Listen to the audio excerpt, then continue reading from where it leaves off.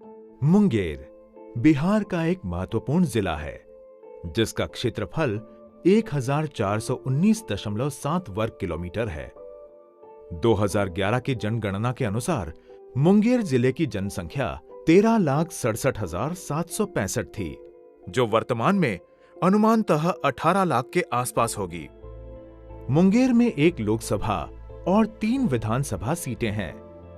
यहाँ की मुख्य बोली जाने वाली भाषाएं हिंदी और अंगिका हैं। इतिहासकारों के अनुसार मुंगेर का प्राचीन नाम मुगदलपुरी था, जो मुगदल ऋषि के नाम पर पड़ा। समय के साथ यहाँ पर कई शासकों ने राज किया। आईन अकबरी में इसे मुंगगिरी कहा गया। संभवतः आगे चलकर मुंगगिरी मुंगेर हो गया। बंगाल के अंतिम नवाब मीर कासिम से जब अंग्रेजों ने बंगाल छीन लिया, तब मीर कासिम ने अपनी राजधानी मुंगेर को बनाया और गंगा नदी पर एक भव्य किला बनवाया। ये तो रहा मुंगेर का संक्षिप्त परिचय। अब बात करते हैं यहाँ के मुख्य आकर्षण की।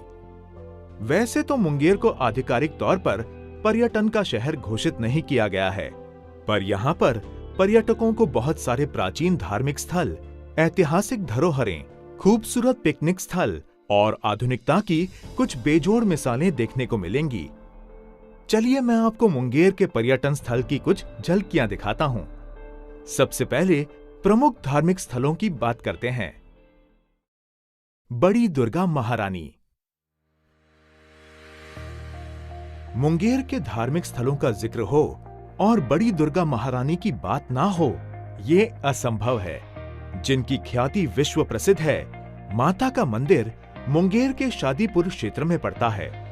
वैसे सामान्य दिनों में बड़ी मां के दर्शन नहीं होते हैं, पर भक्तों का तांता मंदिर में लगा रहता है। पर दुर्गा पूजा के समय जब बड़ी दुर्गा महारानी का आगमन 10 दिनों के लिए होता है, तब भक्तगण विश्व के कोने कोने से मां का आशीर्वाद प्राप्त करने के लिए मुंगेर पहुंचते हैं। शक्तिपीठ मां चंडिका। मां चंडिका का मंदिर मुंगेर जिला मुख्यालय से लगभग 2.5 किलोमीटर की दूरी पर गंगा के किनारे स्थित है।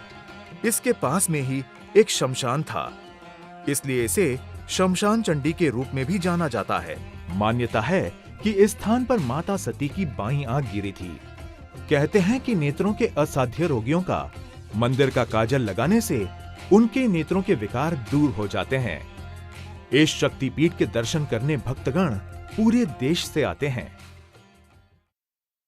सीता कुंड।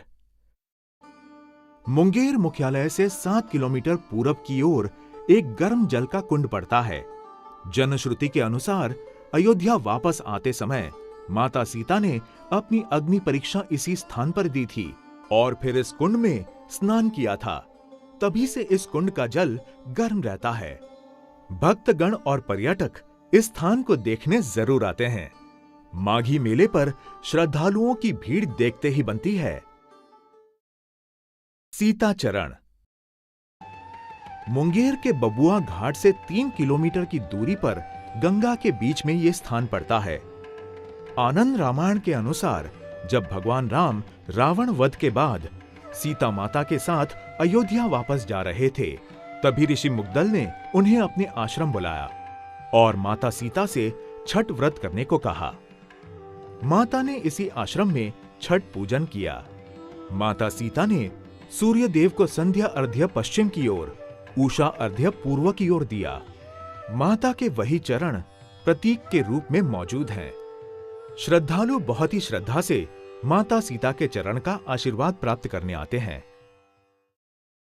शिव गुरुधाम। भोलेनाथ का ये मंदिर मुंगेर मुख्यालय से 5 किलोमीटर की दूरी पर है, जिसकी स्थापना मुंगेर के पूर्व न्यायाधीश स्वामी अनुरागानंद ने की थी। इस शिव मंदिर का प्रांगण बहुत ही सुंदर है। भक्तों के साथ साथ पर्यटक भी इस शिव गुरुधाम को देखने आते हैं। निर्दोष दक्षिणेश्वर काली मंदिर। ये काली मंदिर मुंगेर के कासिम बाजार के क्षेत्र में पड़ता है। ये मंदिर बहुत खूबसूरत बना हुआ है, जहां पर बड़ी संख्या में भक्तगण पहुंचते हैं। कष्टहरणी घाट। कष्टहरणी घाट का उल्लेख वाल्मीकि रामायण में भी मिलता है, जिसके अनुसार राक्षसी ताड़का को मारने के बाद भगवान श्री राम अपने भाई लक्ष्मण के साथ यहां कुछ समय के लिए रुके थे। यहां पर गंगा उत्तर वाहिनी हो जाती है। ऐसी मान्यता है कि जो भी व्यक्ति इस घाट पर डुबकी लगाता है, मां गंगा उसके सारे कष्ट हरण कर लेती हैं। इसीलिए इस घाट को कष्टहरणी घाट कहा जाता है। इस तीर्थ स्थल की महत्ता पूरे भारतवर्ष के भक्तगण अच्छी तरह जानते हैं। ऋषिकुंड मुंगेर से करीब 23 किलोमीटर दूर हवेली खड़गपुर क्षेत्र की पहाड़ियों में यह खूबसूरत तीर्थ स्थल पड़ता है। इस कुंड का नाम प्रसिद्ध ऋषि श्रृंग के नाम पर रखा गया है। ऋषि कुंड के बारे में कहा जाता है कि व्यक्ति लंबा हो या छोटा, पानी उसके कमर तक ही रहता है। यहाँ पर एक प्राचीन शिव मंदिर है, जिससे भक्तों की बहुत आस्था जुड़ी है। अब चलिए मुंगेर की शान, मुंगेर का किला, योगाश्रम, जमालपुर रेलवे कारखाना और गन फैक्ट्री के बारे में बात करते हैं। मुंगेर का किला। यह किला गंगा नदी के तट पर विस्तृत क्षेत्र में बना है। इस किले में 4 द्वार हैं, पर अभी केवल मुख्य द्वार ही अच्छी स्थिति में है। इस किले का इतिहास बहुत पुराना है। इतिहासकारों के अनुसार इस किले का निर्माण गुलाम राजवंश के प्रारंभिक दौर के शासकों द्वारा किया गया, पर कुछ इतिहासकार इसे मौर्य वंश के शासनकाल का मानते हैं, क्योंकि इस किले में हिंदू और बौद्ध शैली की नक्काशी देखने को मिलती है।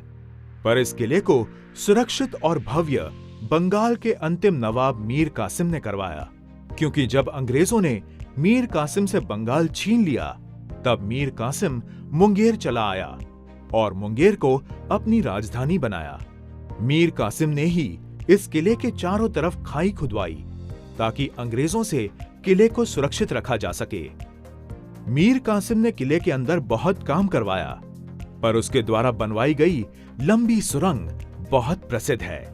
कहते हैं जब अंग्रेजों ने किले पर कब्जा कर लिया, तब मीर कासिम ने इसी सुरंग से भागकर अपने प्राण बचाए थे।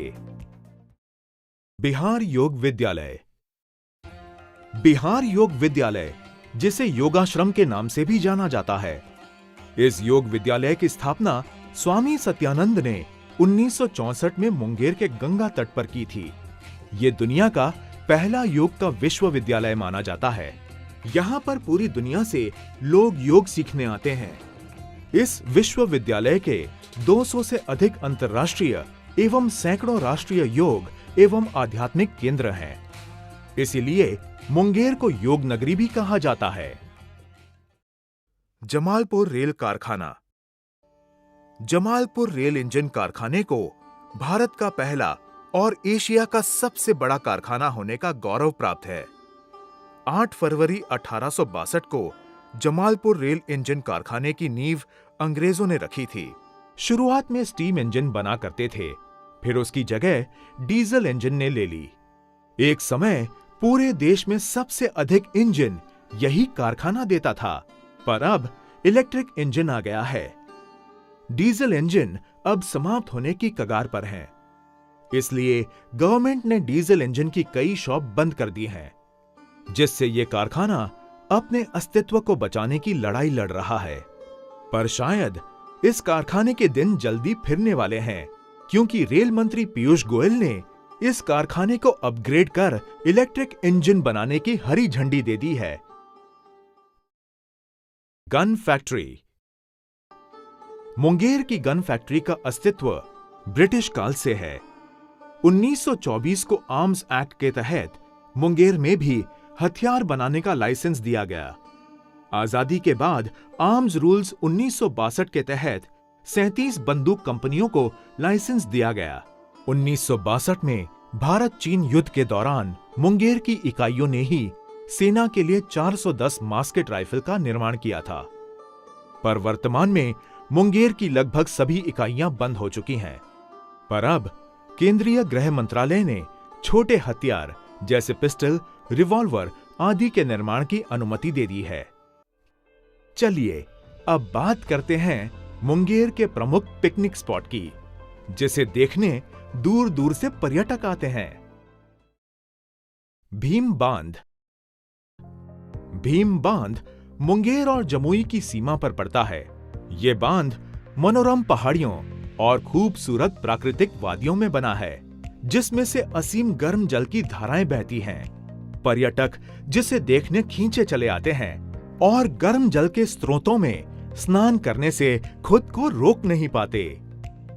एक पौराणिक कथा के अनुसार महाभारत काल में इसी स्थान पर भीम ने एक बांध बनाया था, इसीलिए इस बांध का नाम भीम बांध रखा गया। हवेली खड़गपुर झील। ये झील मुंगेर के हवेली खड़गपुर क्षेत्र में पड़ती है। ये झील 20 किलोमीटर के एरिया में फैली है। इस झील का निर्माण दरभंगा के महाराज ने 1877 में करवाया था, जिसका उद्देश्य किसानों को खेती के लिए पानी उपलब्ध कराने के साथ साथ सुंदर प्राकृतिक छटा का आनंद लेना भी था। इस झील को देखने पर्यटक बड़ी संख्या में पहुंचते हैं। वो इस प्राकृतिक मनोरम दृश्य का आनंद उठाते हैं और अपने परिवार के साथ पिकनिक भी मनाते हैं। काली पहाड़ी। काली पहाड़ी मुंगेर के जमालपुर क्षेत्र में पड़ने वाली एक खूबसूरत पहाड़ी है। यहां पर एक काली मां का मंदिर है, जिन्हें यमला काली मां कहा जाता है। भक्तगण मां के दर्शन करने सालों भर आते हैं। कहते हैं महाभारत काल में अर्जुन ने इन्हीं यमला काली मां की पूजा की थी। इसी पहाड़ी पर कृष्ण बलराम का एक खूबसूरत भव्य मंदिर है, जिसे देखने बड़ी भक्तगण यहां पहुंचते हैं। इस ऊंची खूबसूरत पहाड़ी से प्रकृति के मनोरम दृश्य दिखाई देते हैं। ये मनोरम दृश्य सैलानी वैसे तो हमेशा देखने आते हैं, पर न्यू ईयर पर सैलानियों की भीड़ देखने लायक होती है। Dolphin park. मुंगेर का ये पार्क मां गंगा के सोजी घाट पर बना है, जिसका निर्माण पर्यावरण एवं वन विभाग द्वारा किया गया है, जिसे आम लोगों के लिए 2017 में खोल दिया गया। बड़ी संख्या में पर्यटक डॉल्फिन को देखने इस पार्क में आते हैं। श्री कृष्ण वाटिका। ये वाटिका कष्टहरणी घाट के समीप है, जिसे बिहार के पहले मुख्यमंत्री डॉक्टर श्री कृष्ण सिंह को समर्पित किया गया है, जिसका उद्घाटन 1983 में तत्कालीन प्रधानमंत्री स्वर्गीय राजीव गांधी ने किया था, जिसे देखने दूर दूर से पर्यटक आते हैं। मछली तालाब। ये एक खूबसूरत तालाब है, जिसके बीच में एक प्राचीन शिव मंदिर है। क्योंकि इस मंदिर को गोयनका परिवार ने बनवाया था, इसलिए इस शिव मंदिर को गोयनका शिवालय कहा जाता है। इस तालाब के आसपास रंग बिरंगे फूल पौधे लगे हैं, जिससे इसकी सुंदरता देखते ही बनती है। इस तालाब में ढेरों मछलियां हैं। यहाँ आने वाले श्रद्धालु और पर्यटक इन मछलियों को चारा खिलाते हैं। जयप्रकाश उद्यान एवं कंपनी गार्डन। ये दोनों गार्डन आपस में जुड़े हैं। दोनों गार्डन बहुत बड़े एरिया में फैले हैं, जिसे देखने पर्यटक जरूर आते हैं। वैसे यहाँ के आसपास के रहने वाले लोग मॉर्निंग वॉक के लिए डेली आते हैं। Polo ground. Polo ground Munger का एक महत्वपूर्ण ग्राउंड है। चाहे गणतंत्र दिवस की परेड हो, या फिर रावण दहन, या फिर कोई जनसभा, सभी कार्यक्रम इसी मैदान में होते हैं। इन सब के अलावा आप मुंगेर में ITC limited, ITC dairy plant, railway bridge, संग्रहालय, श्री कृष्ण सेवा सदन, टीवी टावर और खूबसूरत स्कूल, कॉलेजेस, बिल्डिंग स्ट्रक्चर्स का भी आनंद उठा सकते हैं। निसंदेह इतने तीर्थ स्थल, ऐतिहासिक धरोहरें, अनुपम प्राकृतिक छटा और मां गंगा का निर्मल अविरल बहता जल आपको मुंगेर अवश्य खींच लाएगा। अंत में मैं बस यही कहना चाहूंगा कि अगर आप कभी मुंगेर आएं, तो आप निराश नहीं होंगे, बल्कि यहाँ की खूबसूरत यादें आप अपने दिलों और आंखों में हमेशा के लिए संजो लेंगे।